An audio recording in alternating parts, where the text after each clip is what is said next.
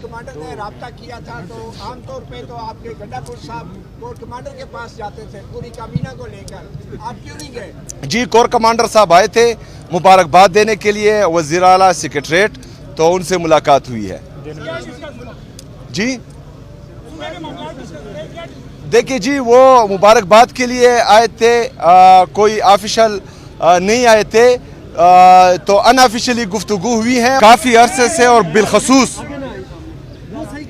9 अप्रैल 2022 से जिस तरह अदलिया को यरगमाल किया गया है और हमारी अदलिया इंसाफ नहीं कर पा रही, तो आज हम ये पैगाम देते हैं कि हम आईन और कानून की बालादस्ती के लिए, पाकिस्तान में इंसाफ की फराहमी के लिए हम उन तमाम जजेस के साथ चट्टान की तरह खड़े हैं जो इंसाफ करना चाह रहे हैं। बदकिस्मती से 26वीं आईन के ज़रिए तरमीम के ज़रिए आईनी तरमीम के ज़रिए अदलिया को यरगमाल बनाया गया है। उसके बाद से हम देख रहे हैं कि जो पाकिस्तान में आईनी बुरहान आ रहा है वो पूरी दुनिया देख रही है। जजेस के अहकामात हवा में उड़ा दिए जा रहे हैं, जजेस अहकामात दे रहे हैं और एक सुपरडेंट जेल का या एक छोटा हवलदार भी वो अहकामात नहीं मान रहा, जिससे हमारी मुअज़्ज़ज़ अदलिया की बेतौकीरी हो रही है। तो हम चाह रहे हैं कि हमारे जजेस अगर फ़र्ज़ करें वो ये समझते हैं कि उनके इंसाफ में किसी की तरफ से खलल आ रहा है, तो हमारे जितने भी वकला हैं, हमारे पाकिस्तान के गैरतमंद अवाम उनके लिए बाहर भी निकलेंगे और उनके साथ जो हैं वो चट्टान की तरह खड़े भी हैं। तो हमें बताया जाए ताकि आईन और कानून की बालादस्ती के लिए हम अपना लायामल दे सकें। अभी हमारे लीडर, हमारे कायद जनाब इमरान खान साहब के केसेस नहीं लगाए जा रहे हैं, उसमें उनकी बरियत का केस भी है, अलकादिर ट्रस्ट का केस भी है, वो नहीं लगाए जा रहे। तो हमारी ये रिक्वेस्ट है कि वो लगाए जाएं और इंसाफ किया जाए, क्योंकि ये पूरी दुनिया को पता है कि जिस दिन पाकिस्तान में इंसाफ होगा तो उसी दिन हमारा लीडर, हमारा कायद जनाब इमरान खान साहब, उनकी अहलिया बुशरा बीबी, हमारे जितने भी आसिरान हैं जो नाहक कैद हैं वो जेलों से बाहर होंगे। लेकिन बदकिस्मती से सिर्फ फैसले ही दिए जा रहे हैं, इंसाफ कोई नहीं हो रहा। कोर कमांडर पेशावर से मुलाकात हुई है आपकी? जी, कोर कमांडर साहब आए थे मुबारकबाद देने के लिए वज़ीर आला सेक्रेटरीट, तो उनसे मुलाकात हुई है। जी देखिए जी, वो मुबारकबाद के लिए आए थे, कोई ऑफिशियल नहीं आए थे, तो अनऑफिशियली गुफ्तगू हुई है और हमारा मौक़िफ़ वही है जो हम बाहर कह रहे हैं, वो जो है अंदर भी वही मौक़िफ़ है। आपकी मुलाकात हो सकेगी? जी, एहतजाज तो हमारे सूबाई सदर यहाँ पर KPK के हैं, जुनैद अकबर साहब वो हैं, पार्टी की तंजीम है। तो इमरान खान साहब की तरफ से जो भी हिदायत आएगी तो उस पर मन व अन अमल किया जाएगा इंशाअल्लाह ताला।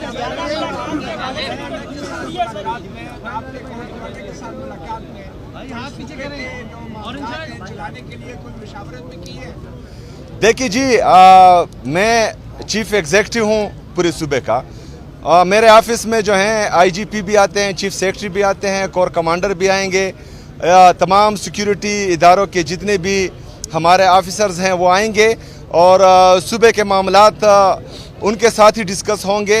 तो इंशाअल्लाह ताला जो मौक़िफ़ हमारा है, जो मौक़िफ़ पाकिस्तान तहरीक इंसाफ का है, जो मौक़िफ़ हमारे लीडर, हमारे कायद जनाब इमरान खान साहब का है, तो वही मौक़िफ़ हमारा रहेगा इंशाअल्लाह ताला।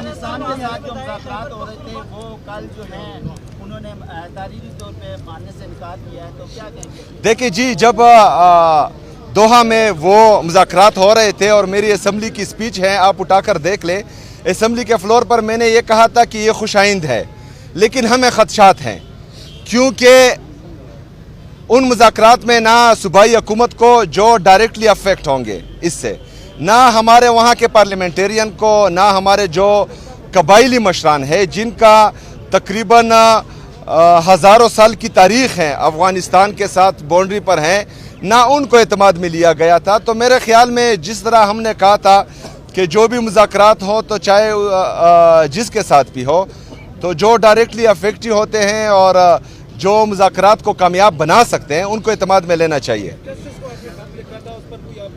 नहीं, चीफ जस्टिस साहब को जो है मेरे लीडर मेरे कायद जनाब इमरान खान साहब ने भी ख़त लिखा था, उसका भी मौसर जवाब नहीं आया। मैंने भी ख़त लिखा था, उसका भी मौसर जवाब नहीं आया। तो हम तो यही चाह रहे हैं, यहाँ आने का मकसद यही है कि हमें बताया जाए कि पाकिस्तान में आईन और कानून की बालादस्ती चलेगी या डंडा चलेगा, ताकि हम जो है फिर अपना लाएअमल दे सकें। जी, मेरा नाम लिखा गया है आज की मुलाकात के लिए, तो इंशाल्लाह कोशिश ज़रूर करूँगा। अगर मुलाकात नहीं होने दी तो इंशाल्लाह ताला फिर जो कंटेम्प्ट ऑफ कोर्ट हमने फ़ाइल किया हुआ है, आज मेरे ख्याल में हो चुका होगा, वकला आए थे, तो उसका इंतज़ार करेंगे फिर। Thank you. 4 करोड़ आवाम के वज़ीर-ए-आला है, खैबर पख्तूनख्वा के ऊपर आप फोकस क्यों नहीं करते, बजाय इस्लामाबाद में अदालतों और अडियाला के बाहर? देखिए जी, हमने फोकस किया था 2013 से लेकर 2022 तक, जब रिजीम चेंज ऑपरेशन हुआ। लेकिन जब तक पाकिस्तान में आईन और कानून की बालादस्ती नहीं होगी, तब तक अगर हम यहाँ दूध की नहरें भी बहा दें तो कोई फ़ायदा नहीं है।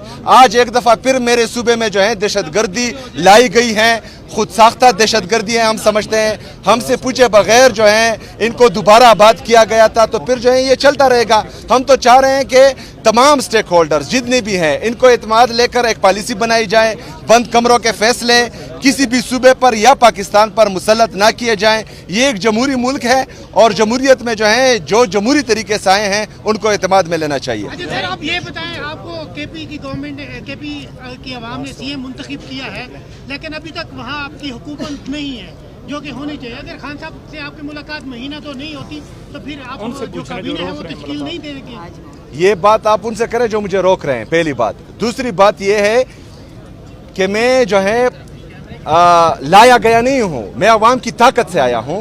मेरे पास अवाम की ताकत है।